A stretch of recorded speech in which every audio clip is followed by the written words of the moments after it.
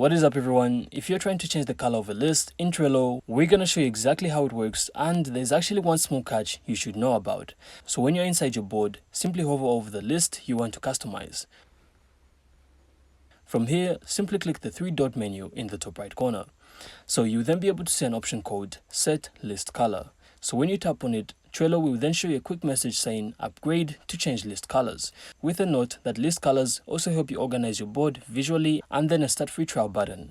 So basically, Trello does let you set list colors, but it's actually a paid feature and you need a standard or premium plan to actually use it. So you can still click around and see the option, but you won't be able to apply colors unless you start the trial or upgrade your workspace. So if you don't want to upgrade, you can still organize things visually using labels, cut covers, or colored card backgrounds. So those features are free and still look great. So that's really it. I really hope you found this insightful, and if you did, make sure to leave a like and of course subscribe. Then we'll see you in the next one.